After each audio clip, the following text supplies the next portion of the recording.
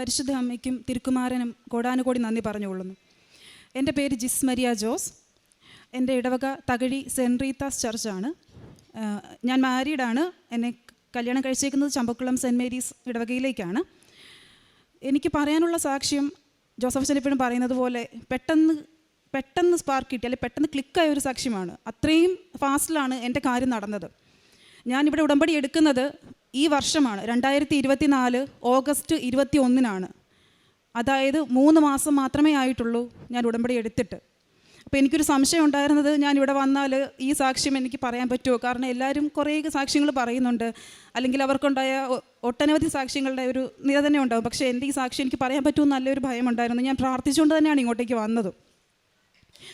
August മാസം 21-ന് ഞാനിവിടെ വരുന്നതിന് മുമ്പേ തന്നെ എനിക്ക് കൃപാസനത്തെ പറ്റി അറിയാമായിരുന്നു. പക്ഷേ ഇവിടേക്ക് വരണമെന്നോ ഇവിടെ വന്ന് പ്രാർത്ഥിക്കണമെന്നോ എനിക്ക് തോന്നിയിട്ടില്ലായിരുന്നു. പക്ഷേ എൻ്റെ ജീവിത സാഹചര്യങ്ങൾ എന്നെ ഇവിടെ എത്തിക്കുകയാണ് ചെയ്തത്. ഞാൻ MSc B.Ed ഗ്രാജുവേറ്റ് ആയിരുന്നു. അതിനുശേഷം 1.5 വർഷമായിട്ട് ഞാൻ സ്കൂളിലും കോളേജിലുമായിട്ട് പഠിപ്പിക്കുകയും ചെയ്യുന്നോണ്ടിരുന്ന ഒരു വ്യക്തിയായിരുന്നു. എൻ്റെ കല്യാണം ഈ വർഷം ഏപ്രിൽ 6-നാണ് കഴിഞ്ഞത്.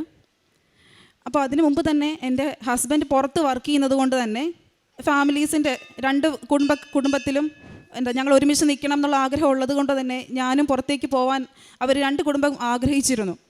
അപ്പം ഞങ്ങളും അത് ആഗ്രഹിച്ചു. അതിൻ്റെ ഭാഗമായിട്ട് പുറത്തേക്ക് പോകാൻ, ഇപ്പോൾ എൻ്റെ ഹസ്ബൻഡ് യൂറോപ്പിലാണ് വർക്ക് ചെയ്യുന്നത്, അതുകൊണ്ട് തന്നെ ജർമ്മനിയിലേക്ക് പോകാനായിട്ട് ആണ് ഞങ്ങൾ ആഗ്രഹിച്ചത്.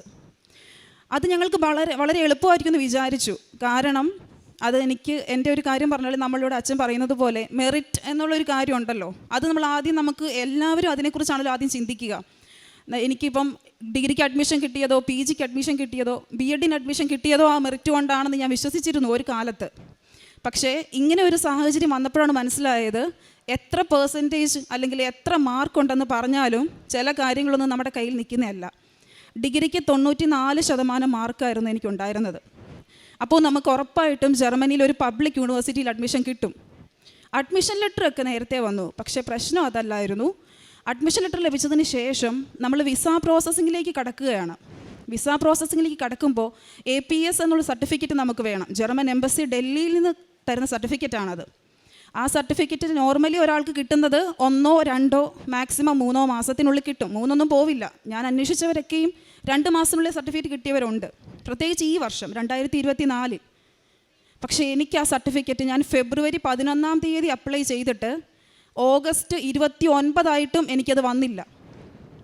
6 മാസത്തോളം ഞാൻ അതിനു വേണ്ടി വെയിറ്റ് ചെയ്തു.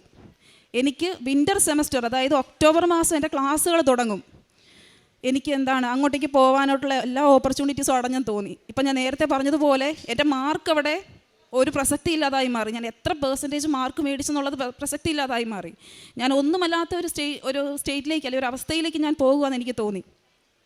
പക്ഷേ ഇവിടെ വന്ന് ഉടമ്പടി എടുത്ത് 21-ാം തീയതി ഞാൻ ഉടമ്പടി എടുത്ത് കൃത്യം 9 ദിവസത്തിന് ശേഷം 30-ാം തീയതി എനിക്ക് എൻ്റെ സർട്ടിഫിക്കറ്റ് ലഭിച്ചു. 9 ദിവസം കൊണ്ട് ഈ 6 മാസം നടക്കാത്ത കാര്യം എൻ്റെ മാതാവ് എനിക്ക് നേടിത്തന്നു. ആ സർട്ടിഫിക്കറ്റ് ലഭിച്ചതിന് ശേഷം സെപ്റ്റംബർ ഒക്ടോബർ മാസം കൊണ്ട് എൻ്റെ എല്ലാ പ്രോസസ്സിങ്ങും കംപ്ലീറ്റായി. കഴിഞ്ഞ 27-ാം തീയതി, അതായത് കഴിഞ്ഞ ദിവസം, ഇന്ന് 29 27-ാം തീയതി എനിക്ക് എൻ്റെ വിസ ലഭിച്ചു. പാസ്പോർട്ടിൽ ഇപ്പോൾ എൻ്റെ വിസയുണ്ട്. എനിക്ക് ഡിസംബർ ആദ്യത്തെ ആഴ്ച തന്നെ എനിക്ക് പഠിക്കാനായിട്ട് അങ്ങോട്ടേക്ക് പോകാനായിട്ട് സാധിക്കുന്നു. അപ്പോൾ ഞാൻ ഏറ്റവും കൂടുതൽ വിചാരിച്ചൊരു കാര്യം, ഒക്ടോബറിൽ ഞാൻ ചിലപ്പം നമ്മൾ നേരത്തെ വിചാരിച്ചതുപോലെ മെറിറ്റ് ആയിരുന്നെങ്കിൽ ഒക്ടോബറിൽ ചെല്ലേണ്ടതല്ലേ. പക്ഷേ മാതാവിൻ്റെ ഒരു ഇതെന്ന് പറയുന്നത് ഞാൻ ഈ സമയത്ത് ചെല്ലണം എന്നായിരിക്കും. ഇപ്പോൾ കുറേ കഷ്ടപ്പാടുകൾ ഞാൻ സഹിക്കേണ്ടി വരും, അല്ലെ അവിടെ ചെല്ലുമ്പോൾ എനിക്ക് താമസ സൗകര്യങ്ങൾ, പ്രശ്നങ്ങളൊക്കെ. പക്ഷേ എനിക്ക് ഒരു ഉറച്ച വിശ്വാസമുണ്ട്, എന്തൊക്കെ സംഭവിച്ചാലും എൻ്റെ മാതാവിൻ്റെ കൂടെ ഉണ്ടെന്നുള്ള വിശ്വാസം എനിക്കുണ്ട്. ഈ ഒരു ജപമാല നിങ്ങൾ കാണുന്നുണ്ടെന്ന് എനിക്കറിയില്ല. ഈ ഒരു ജപമാല ഞാൻ മെയ് മുതൽ എൻ്റെ കയ്യിൽ ഈ ജപമാല ഇരിക്കുന്നു. ഇത് ഏകദേശം കുറച്ച് കളറൊക്കെ ഇളകിപ്പോയി അങ്ങനത്തെ ഒരു ജപമാല. പക്ഷേ ഇതിൻ്റെ പ്രത്യേകത, എൻ്റെ കണ്ണീര് കണ്ട ജപമാല ഇത്. എൻ്റെ മാതാവ് എൻ്റെ കൂടെ ഉണ്ടെന്ന ഏറ്റവും വലിയ തെളിവാണ്. ഇപ്പം നമുക്കൊരു വിഷമം ഉണ്ടാകുമ്പോൾ നമ്മൾ നമ്മുടെ അമ്മയുടെ അടുത്തേക്ക് ഓടി ചെല്ലില്ലേ, അതുപോലെ എനിക്ക് പെട്ടെന്നൊരു ടെൻഷൻ ഉണ്ടാകുമ്പോൾ അല്ലെങ്കിൽ വിഷമം ഉണ്ടാകുമ്പോൾ ഞാൻ ആദ്യം ഓടി ചെല്ലുന്നത് ഈ ജപമാല എടുക്കാനാണ്, കയ്യിലെടുക്കാൻ വേണ്ടിയിട്ടാണ്. ഇതിൽ എൻ്റെ കാശ് രൂപ ഞാൻ കോർത്തിട്ടിട്ടുണ്ട്. ഇത് പിടിക്കുമ്പോൾ എനിക്ക് ധൈര്യമാണ്. എൻ്റെ കൂടെ മാതാവുള്ള ധൈര്യം എനിക്ക് കിട്ടുകയാണ് ചെയ്യുന്നത്. ഈ ഒരു കാര്യം മാത്രമുള്ളെങ്കിൽ ഇതെൻ്റെ ജീവിതത്തിൽ സംഭവിച്ച വലിയൊരു കാര്യമാണ്. വെറും 9 ദിവസം കൊണ്ട് എനിക്ക് സംഭവിച്ച വലിയൊരു അത്ഭുതമാണ് ഞാൻ നിങ്ങളുമായിട്ട് ഇവിടെ പങ്കുവെച്ചത്. അതോടൊപ്പം ഞാൻ എല്ലാ ദിവസവും മെയ് മുതൽ എല്ലാ ദിവസവും ഞാൻ വിശുദ്ധ കുർബാനയിൽ പങ്കെടുക്കാനായിട്ട് ശ്രദ്ധിച്ചിട്ടുണ്ട്. എല്ലാ ദിവസവും പങ്കെടുത്തിട്ടുണ്ട്. ഒരു ദിവസം മാത്രം, ഒരു വെള്ളി മാത്രം എനിക്ക് പോകാൻ പറ്റിയില്ല. ബാക്കി എല്ലാ ദിവസവും വിശുദ്ധ കുർബാനയിൽ ഞാൻ പങ്കെടുത്തിട്ടുണ്ട്. ഇന്ന് രാവിലെയും വിശുദ്ധ കുർബാനയ്ക്ക് പങ്കെടുത്തതിന് ശേഷമാണ് ഇങ്ങോട്ടേക്ക് വന്നത് തന്നെ. അതിൻ്റെ കൂടെ തന്നെ നമ്മൾ പ്രേക്ഷിത പ്രവർത്തനം പറയുമ്പോൾ പത്രം കൊടുക്കുന്നത് ഞാൻ നമ്മുടെ ഇവിടുന്ന് പത്രം എല്ലാ മാസവും വരുമായിരുന്നു, പത്രം വാങ്ങുമായിരുന്നു. പത്രം വാങ്ങിയിട്ട് ഒരിക്കൽ മാത്രം എനിക്ക് ആദ്യത്തെ പ്രാവശ്യം ഭയങ്കര ഒരു ചമ്മലുണ്ടാവുമല്ലോ, നമുക്കെല്ലാവർക്കും അയ്യോ ഇത് എവിടെ കൊടുക്കണം, ആരെങ്കിലും വാങ്ങിക്കുമോ, ആരെങ്കിലും നമ്മളെ മോശം വിചാരിക്കുമോ, അങ്ങനെയൊക്കെ ഉണ്ടായിരുന്നു. പക്ഷേ 2-ാം മാസമൊക്കെ എനിക്ക് നമ്മുടെ ഈ ആലപ്പുഴയിൽ ഇറങ്ങിക്കഴിയുമ്പോൾ നമുക്കവിടെ ഒരു ബോട്ട് സർവീസൊക്കെ നടത്തുന്ന ഒരു സ്ഥലമുണ്ട്. അവിടുത്തെ ആ ഒരു ഏരിയയിലൊക്കെ കൊടുക്കാനുള്ള ഒരു മനസ്സിന് ശക്തി കിട്ടി. പിന്നെ ഞങ്ങളുടെ അടുത്തൊരു കോളനിയുണ്ട്, അവിടെ പോയി പത്രങ്ങൾ വിതരണം ചെയ്യാൻ എനിക്ക് പറ്റി. അങ്ങനെ ഈ 3 മാസത്തിൽ തന്നെ എനിക്ക് ഏകദേശം കുറച്ച് പേരിലേക്കെങ്കിലും എൻ്റെ മാതാവിനെ ഈശോനെ എത്തിക്കാൻ സാധിച്ചെന്ന് ഞാൻ വിചാരിക്കുന്നു. പിന്നെ വേറൊരു പ്രേക്ഷിത പ്രവർത്തനം ഞാൻ അത് എഴുതാൻ മറന്നുപോയതാണ്. അതൊരു കാര്യം എന്ന് പറയുന്നത്, എന്നെ ഈശോ പിടിച്ചോണ്ട് പോയി ചെയ്യിപ്പിക്കുന്ന ഒരു കാര്യം. എനിക്ക് അങ്ങനെ പറയാൻ അത് തോന്നുന്നത്. അതെന്താണെന്ന് വെച്ചാൽ, ഞാൻ സൺഡേ സ്കൂൾ ടീച്ചറായിട്ട് വർക്ക് ചെയ്യുന്നുണ്ട്. അതായത് ഞാൻ ഡിഗ്രി പഠിക്കുന്ന സമയത്ത് 2015-18 കാലഘട്ടങ്ങളിൽ ഞാൻ സൺഡേ സ്കൂൾ ടീച്ചറായിട്ട് വർക്ക് ചെയ്തായിരുന്നു. അത് കഴിഞ്ഞ് ഞാൻ PGക്ക് ഞാൻ കോട്ടയത്തേക്ക് പോയപ്പോൾ എനിക്ക് പറ്റിയില്ല. അപ്പോൾ ഞാൻ സൺഡേ സ്കൂൾ ഡ്രോപ്പ് ചെയ്തു. പക്ഷേ പിന്നെയും പിടിച്ചുകൊണ്ട് പോയി എന്നെ. ഞാൻ BEd ചെയ്തപ്പോൾ പിന്നെ ഈശോ എന്നെ പിടിച്ചുകൊണ്ട് പോയി സൺഡേ സ്കൂളിൽ ചേർത്തു. അത് കഴിഞ്ഞ് പിന്നെ ഇത് കണക്ക് കല്യാണം കഴിഞ്ഞപ്പോൾ ഞാൻ വിചാരിച്ചു, ഓക്കെ കല്യാണം കഴിയുമ്പോൾ നമ്മൾ ഇടവക മാറുമല്ലോ, അപ്പോൾ പിന്നെ സൺഡേ സ്കൂൾ കാര്യങ്ങളൊക്കെ നിന്നുവല്ലോ എന്ന് വിചാരിക്കും. പക്ഷേ പിന്നെ ഈശോനെ പിടിച്ചുകൊണ്ട് സെയിം ഇടവകയിൽ തന്നെ കൊണ്ടിട്ട്, അതായത് എൻ്റെ മാതൃ ഇടവകയിൽ തന്നെ കൊണ്ടിട്ടിട്ട് ഇപ്പോഴും ഞാനവിടെ സൺഡേ സ്കൂൾ ടീച്ചറായിട്ട് വർക്ക് ചെയ്യുന്നുണ്ട്. അപ്പോൾ ശരിക്കും അതിനെ പിടിച്ചുകൊണ്ട് പോയി ചെയ്യിപ്പിക്കുന്ന ഒരു കാര്യമാണ്. അത് വലിയൊരു അനുഗ്രഹമായിട്ട് ഞാൻ തോന്നുന്നു. കാരണം ഒത്തിരി പേര് ആഗ്രഹിക്കുന്നുണ്ട് ഒരു സൺഡേ സ്കൂളിൽ അധ്യാപകനായിട്ടോ അധ്യാപികയായിട്ടോ വർക്ക് ചെയ്യാൻ ഒത്തിരി പേര് ആഗ്രഹിക്കുന്നുണ്ടാവും. പോയിട്ട് പിന്നെയും തിരിച്ചു കൊണ്ടുവരിക എന്നത് വലിയ അനുഗ്രഹമാണ്. അതിനും എൻ്റെ ഈശോയ്ക്ക് ഞാൻ 1000 നന്ദി അർപ്പിച്ചുകൊള്ളുന്നു. പിന്നെ കാരുണ്യ പ്രവർത്തികളായിട്ട് പ്രായമുള്ളവരെയും അതുപോലെ തന്നെ രോഗികളെയും, നമ്മുടെ അടുത്തുള്ള രോഗികളെയൊക്കെ സന്ദർശിക്കാൻ ഞാൻ പോകാറുണ്ട്. പക്ഷേ എനിക്ക് വൃദ്ധസദനത്തിലും അങ്ങനെ പോകാൻ എനിക്ക് സാധിച്ചിട്ടില്ല. അടുത്തുള്ള നമ്മുടെ വലിയപ്പച്ചന്മാർ, കടപ്പ് രോഗികളായിട്ടുള്ള അപ്പച്ചന്മാർ, അങ്ങനെ പോകാൻ ശ്രദ്ധിക്കും. അതുപോലെ തന്നെ മരിച്ചടക്കുകളിലൊക്കെ കൂടുതൽ പങ്കെടുക്കാൻ ശ്രദ്ധിച്ചിട്ടുണ്ട്. പണ്ട് ഞാൻ അങ്ങനെ അല്ലായിരുന്നു. ഓക്കെ അവർ വീട്ടിൽ പോയി കാണും, തിരിച്ചു പോരും, അങ്ങനെയായിരുന്നു. പക്ഷേ ഇപ്പം അങ്ങനെയല്ല. പൂർണ്ണമായിട്ടും ആ ഒരു ചടങ്ങിലൊക്കെ പങ്കെടുക്കാൻ ഞാൻ കൂടുതലായി ശ്രമിക്കുന്നുണ്ട്. അതുപോലെ തന്നെ എനിക്ക് മാതാവിൻ്റെ ഒരു അനുഭവം ഉണ്ടായതെന്ന് പറയുന്നത്, എനിക്ക് 2 കോൺടാക്ട് നമ്പർ കിട്ടി. അതായത് ആ യൂണിവേഴ്സിറ്റി തന്നെ പഠിക്കുന്ന 2 കുട്ടികളുടെ നമ്പർ കിട്ടി. ആദ്യം കിട്ടിയ 2 നമ്പറുകൾ, അതിൽ ഒന്നാമത്തെ ആളുടെ പേര് മരിയ എന്നായിരുന്നു, മേരി എന്ന ആളുടെ പേര്. 2ാമത്തെ ആളുടെ പേര് റോസ് എന്നായിരുന്നു.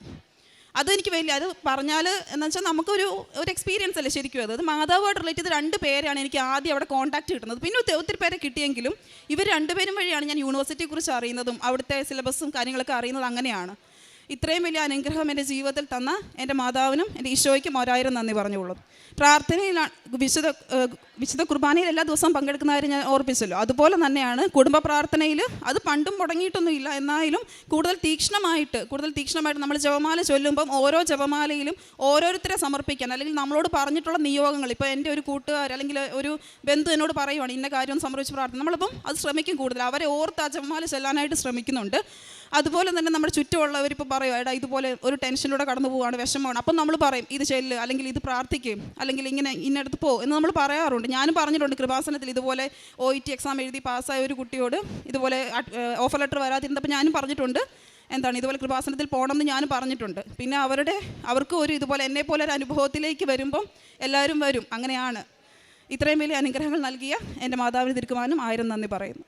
യേശയ്യാ പ്രവാചകൻ്റെ പുസ്തകം 60-ാം അധ്യായം 19 മുതലുള്ള തിരുവചനങ്ങൾ ഇപ്രകാരം അരുളി ചെയ്യുന്നു: പകൽ സൂര്യനായിരിക്കില്ല, ഇനി നിനക്ക് പ്രകാശം തരിക.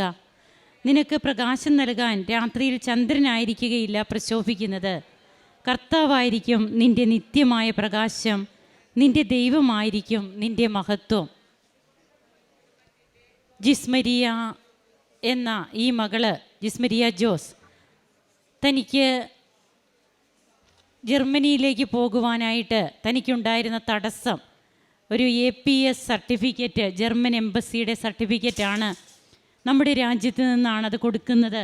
അപ്പോൾ ആ സർട്ടിഫിക്കറ്റ് അത് കിട്ടുന്നതിന് തനിക്ക് വന്ന കാലതാമസം, ഇന്നെങ്ങനെയാണ് കർത്താവായിരിക്കും നിൻ്റെ നിത്യപ്രകാശം എന്ന് പറഞ്ഞ തിരുവചനം ഈ മകളുടെ ജീവിതത്തിൽ പകൽ സൂര്യനോ രാത്രിയിൽ ചന്ദ്രനോ അല്ല, തൻ്റെ ജീവിതത്തിൽ ദൈവം തരുന്ന വെളിച്ചത്തിൽ എങ്ങനെയാണ് ഉടമ്പടിയെടുത്ത മക്കൾ ജീവിതം മുമ്പോട്ട് കൊണ്ടുപോകുന്നത്. തനിക്ക് 6 മാസമായിട്ട് കിട്ടാതിരുന്നത് 9 ദിവസം കൊണ്ട് തനിക്ക് ലഭിച്ചു. 2004 സ്റ്റെരിഗ്മ ധ്യാനം കൃപാസനത്തിൽ നടത്തിയപ്പോൾ അതൊരു സ്ഥിരീകരണ ധ്യാനമാണ് കൃപാസന പ്രേക്ഷിത പ്രവർത്തകർക്കുള്ള. അപ്പോൾ ആ ധ്യാനത്തിൽ അന്നുണ്ടായ ഒരു ദർശനം, ലോകത്തിൻ്റെ അതായത് പ്രാവുകൾ ലോകത്തിൻ്റെ പല ഭാഗങ്ങളിലേക്കായി പ്രാവുകൾ പറന്നു പോകുന്നു. അത് ജപമാലയും കൊത്തിക്കൊണ്ട് പോകുന്ന പ്രാവുകളുടെ ഒരു ദർശനമാണ് അന്ന് ലഭിച്ചത്. ഇന്ന് ഈ മകള് തൻ്റെ കണ്ണീരിൽ കുതിർന്ന ജപമാല എടുത്ത് കാണിച്ചു. അത് നിങ്ങൾക്ക് ഒന്നും തോന്നുന്നില്ലായിരിക്കാം, പക്ഷേ ഇതാണ് എനിക്ക് ഏറ്റവും വലിയ ആയുധം. ഉടമ്പടി നേർച്ച വസ്തുക്കൾ ഇന്ന് ഔഷധമാണ്, ആയുധമാണ് എന്നൊക്കെ പറഞ്ഞ് ഇവിടെ സാക്ഷ്യപ്പെടുത്തുന്ന എത്രയോ അനുഭവങ്ങൾ ഉണ്ട്. ഇതുപോലെ തന്നെ തൻ്റെ ജീവിതത്തിൽ തനിക്ക് ഏറ്റവും തൻ്റെ ആപത്ത് നിമിഷങ്ങളിൽ, താൻ അടിപതറിപ്പോയ നിമിഷങ്ങളിൽ 94% മാർക്ക് വാങ്ങി ജയിച്ച ആളാണ് ഡിഗ്രിക്ക്. അപ്പോൾ എല്ലാ രീതിയിലും തനിക്ക് മെറിറ്റുണ്ട് എന്ന് വിചാരിച്ചിരുന്ന ഒരവസ്ഥയിൽ നിന്ന് തൻ്റെ സർട്ടിഫിക്കറ്റോ തൻ്റെ മാർക്കോ അല്ല, ദൈവത്തിൻ്റെ കൃപയാണ് എല്ലാറ്റിലും പ്രശോഭിക്കേണ്ടത്. പകൽ സൂര്യനല്ല, രാത്രി ചന്ദ്രനല്ല. ഇതൊന്നുമില്ലാത്തപ്പോഴും കർത്താവ് ജീവിതത്തിലുണ്ടെങ്കിൽ നാം ഇരുട്ടത്തല്ല എന്നുള്ളതാണ് തിരുവചനം നമ്മോട് അരുളി ചെയ്യുന്നത്.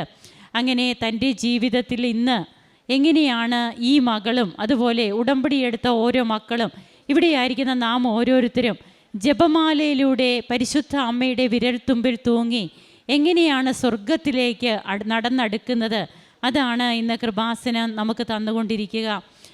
ഈ മകളുടെ ഈ അനുഭവ സാക്ഷ്യത്തിൽ തനിക്ക് സമയച്ചുരുക്കം, ഭാരലഘുത്വം, ഇതൊക്കെ നമുക്കിവിടെ കാണാൻ കഴിയും.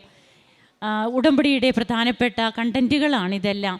അങ്ങനെ സമയത്തിൻ്റെ മേൽ അധികാരമുള്ള അമ്മ എങ്ങനെയാണ് തൻ്റെ ജീവിതത്തിൽ തനിക്ക് വേണ്ടിയിട്ട് ഇടപെട്ടത് എന്നുള്ളതാണ് ജിസ്മരിയ ജോസ് പങ്കുവയ്ക്കുക. ഈ മകൾക്ക് വന്ന ആത്മീയമായ വളർച്ച, പേഴ്സണൽ ലൈഫിലൊക്കെ വന്ന മാറ്റം, പ്രാർത്ഥനാ ജീവിതം, ഇന്ന് എങ്ങനെ വിശുദ്ധ കുർബാനയിലുള്ള പങ്കാളിത്തം, കൂദാശ ജീവിതം, ഇതൊക്കെ ഏറ്റവും വിലമതിക്കുകയാണ് ഉടമ്പടി ജീവിതം എന്നത്. അതുമാത്രമാണ് കൃപാസനം വിലമതിക്കുന്നത്. ബാക്കിയൊക്കെ കൂട്ടിച്ചേർത്ത് നൽകപ്പെടുന്ന കാര്യങ്ങളാണ് ഫിസിക്കൽ ഫേവേഴ്സ്. നമുക്ക് ദൈവത്തെ ആരാധിക്കാം, മഹത്വപ്പെടുത്താം, കരങ്ങളടിച്ച് ഈശോയ്ക്കും അമ്മയ്ക്കും നന്ദി പറയാം. അത്യപൂർവ ദൈവാനുഭവങ്ങൾ ഇനി നിങ്ങൾക്കും സ്വന്തം. ഈ യൂട്യൂബ് ചാനൽ ഇതുവരെ സബ്സ്ക്രൈബ് ചെയ്തിട്ടില്ലെങ്കിൽ ഇപ്പോൾ തന്നെ സബ്സ്ക്രൈബ് ചെയ്യുക. ഈ വീഡിയോ ഇപ്പോൾ തന്നെ നിങ്ങളുടെ സുഹൃത്തുക്കൾക്ക് ഷെയർ ചെയ്തുകൊണ്ട് കർത്താവിൻ്റെ പ്രേക്ഷിതരാകുക.